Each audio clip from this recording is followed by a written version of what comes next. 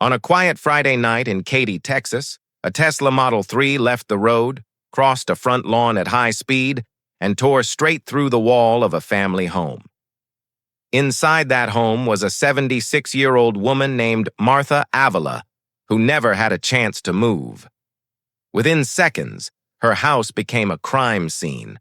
Her family's life changed forever, and a question started spreading across the internet faster than the news itself. If a car can do this while supposedly driving itself, how many more of us are sitting in one right now without even realizing the risk? Before we get into exactly what happened and why federal investigators are now treating this as one of the most serious Tesla cases in years, hit that subscribe button and turn on notifications. This channel, Future Tech Insight, breaks down the biggest stories in AI and emerging technology the moment they matter, not weeks later. Self-driving cars, AI regulation, and robotics are all moving faster than most people can keep up with, and that is exactly why this channel exists. Stick around until the end, because the answer to whether AI cars are actually safe is more complicated than either side of this story wants you to believe. The crash happened on a Friday evening in the Houston suburb of Katy, inside a quiet residential neighborhood lined with brick homes and open front lawns. Surveillance video obtained by local news stations shows the Tesla moving at what witnesses describe as an unusually high speed for a residential street. Instead of staying on the road, the car drifted off course, crossed the yard, and slammed directly into the front room of the house. Photos released afterward by Harris County officials show a gaping hole torn into the side of the home, with the vehicle itself lodged inside among broken beams and shattered furniture. Martha Avila was inside that room when the car hit. According to her family, she had no warning and no time to react before the wall around her gave way. Her daughter has since described arriving at the scene and finding her mother trapped beneath the wreckage, a moment no family should ever have to live through. Martha did not survive, and her death is now at the center of a federal investigation into the very technology that may have driven the car into her home. According to the police report filed by Harris County authorities, the driver told deputies he had been using Tesla's automated driving feature at the time of the crash. The same report noted that the driver showed no signs of impairment and was fully cooperating with investigators. What it did not establish, at least not yet, is exactly what role the technology played in the seconds before impact. That gap between what the driver said and what investigators can actually prove is exactly why this case has escalated so quickly. On Monday, the National Highway Traffic Safety Administration opened a special investigation into the crash, a designation it reserves for the most serious incidents involving driver assistance technology. This is not Tesla's first brush with federal scrutiny, and it is not even close. Over the past decade, NHTSA has opened 46 special investigations into crashes involving Tesla vehicles using some form of self-driving or driver assistance software. More than a dozen of those investigations involved a fatality, whether that was a driver, a passenger, or in this case, someone who was never even inside the car. Tesla's response to this specific crash has been anything but quiet. Elon Musk addressed the incident directly online, arguing that the situation does not add up because Tesla's full self-driving system is designed to move cautiously through neighborhood streets, not at the speed this crash reportedly occurred. In other words, Tesla's own CEO is suggesting that if the technology truly was active, it should never have allowed a high-speed collision like this one to happen. That leaves only a few possibilities. Either the system failed in a way Tesla cannot yet explain, the driver overrode it without realizing the consequences, or something else happened that investigators have not uncovered yet. Online, this crash spread almost as fast as the car itself. Within hours of the surveillance footage surfacing, clips of the Tesla crossing that front lawn were circulating across social media platforms, racking up millions of views from people who had never even heard of Katy, Texas before that day. Some commenters defended Tesla, pointing to the company's safety statistics and placing the blame squarely on driver error. Others said the footage alone was enough proof that a car company should not be allowed to keep calling any of its current technology full self-driving.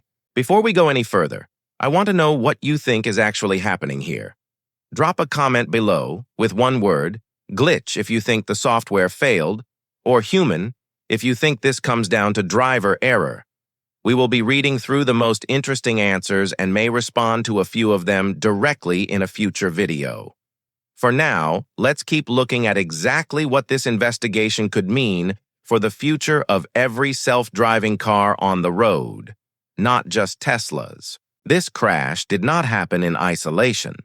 Late last year, NHTSA had already opened a separate investigation into 58 incidents in which Teslas using self-driving technology reportedly violated traffic laws, leading to more than a dozen crashes, several fires, and nearly 24 injuries. Before that, regulators opened yet another probe into whether Tesla was failing to report crashes involving its driving systems as quickly as the law requires. 3 major investigations, within roughly a year, all point at the same underlying question: how much can we actually trust a car that is marketed as driving itself?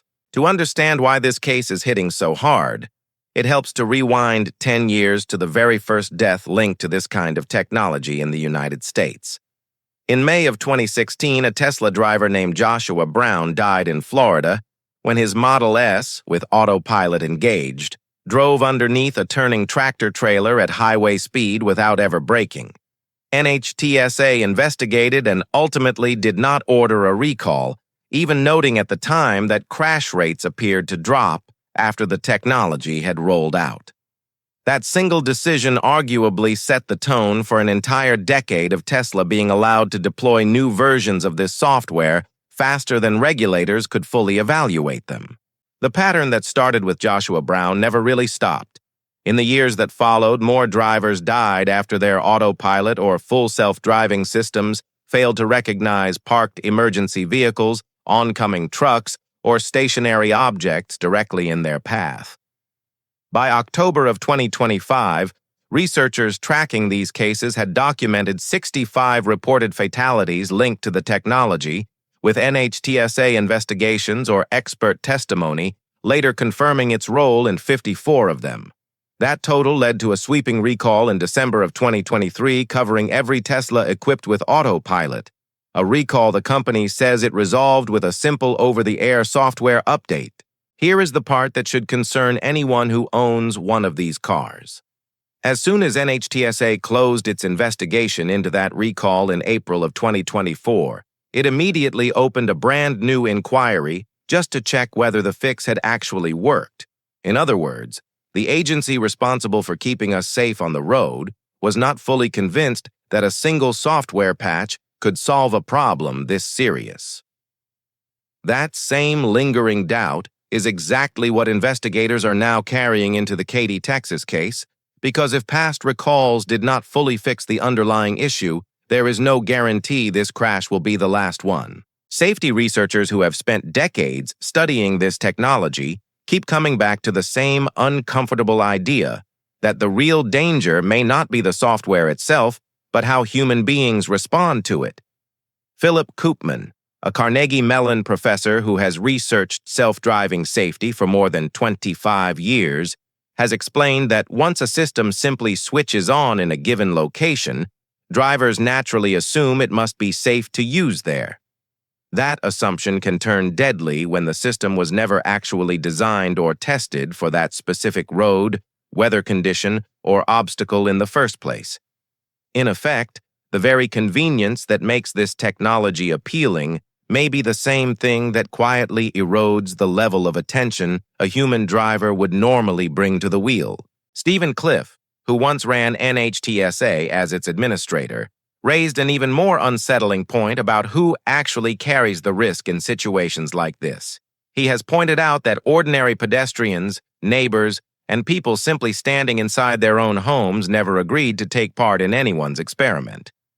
Yet every time a car using this kind of software shares a road, a sidewalk, or in this case a residential street with them, that is effectively the position they are placed in without ever being asked.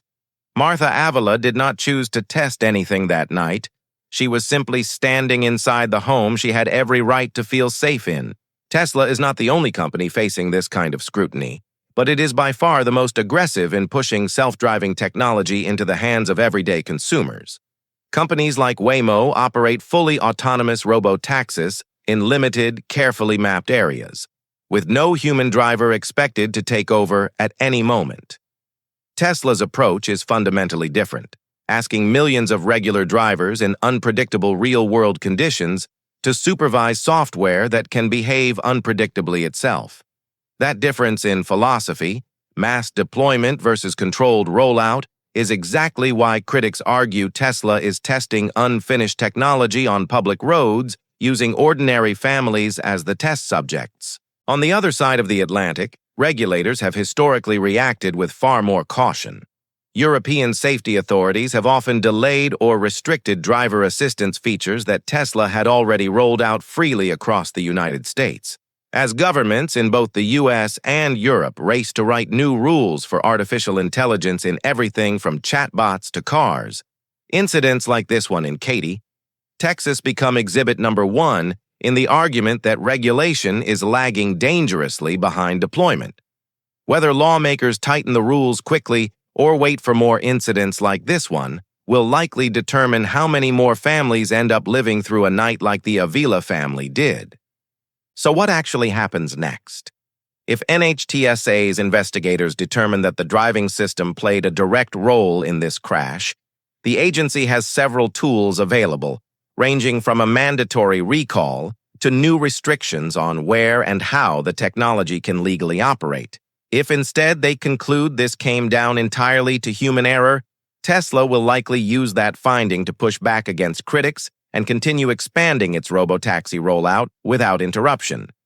Either outcome will almost certainly feed into the broader push in Washington and in Brussels to write clearer rules for artificial intelligence operating inside physical, real-world machines, not just chatbots and software. The findings from one crash in one Houston suburb could end up shaping how an entire industry is regulated for years to come. To be fair to Tesla, the company has long argued that its own data shows fewer accidents per mile when full self-driving is active compared to average human driving. Independent researchers have pushed back on those numbers, pointing out that Tesla controls how that data is collected, measured, and released to the public.